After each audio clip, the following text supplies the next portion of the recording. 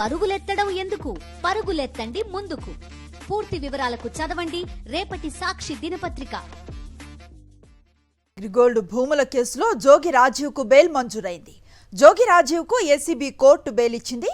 రాజీవ్ తో పాటు సర్వేయర్ రమేష్ కు కూడా బెయిల్ ఇచ్చింది ఏసీబీ కోర్టు. మరింత సమాచారం అందిస్తారు మా కరెస్పాండెంట్ వినాయక్.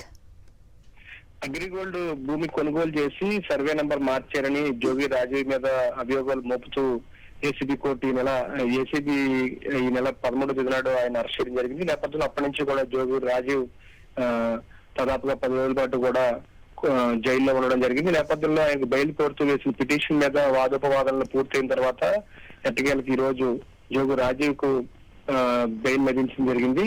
ఇద్దరి చేత అంటే జోగి రాజీవ్ తో పాటు ఎవరైతే సర్వేయర్ రమేష్ అరెస్ట్ చేశారో ఇద్దరికి కూడా ఏసీబీ కోర్టు బెయిల్ మంజూరు చేయడం జరిగింది. నేపథ్యంలోనే దీనికి సంబంధించి ఇద్దరు కూడా ఒక్కొక్కరు ఇద్దరి చేత 25,000 రూపాయల చొప్పున పూచీకత్తు సమర్పించాలని ఆదేశించారు. దీంతో పాటు ప్రతి వారం కూడా మెజిస్ట్రేట్ ముందు హాజరు కావాలని కూడా ఆదేశాల్లో పేర్కొనడం జరిగింది. ఈ నేపథ్యంలోనే ఇద్దరికి కూడా 10 రోజుల తర్వాత బెయిల్ మంజూరైంది. మరోవైపున జోగి రాజీవ్ కస్టడీ కోరుతూ ఏసీబీ అధికారులు వేసిన పిటిషన్ ఏదైతే ఉందో దాని మీద కూడా వాదోపవాదనలు పూర్తయిన తర్వాత ఆ పిటిషన్ కూడా కొట్టివేయడం జరిగింది.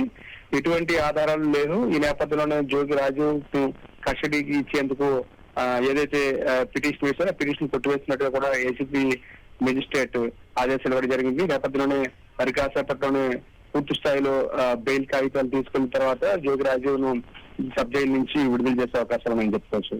Right, thank you Vinayak.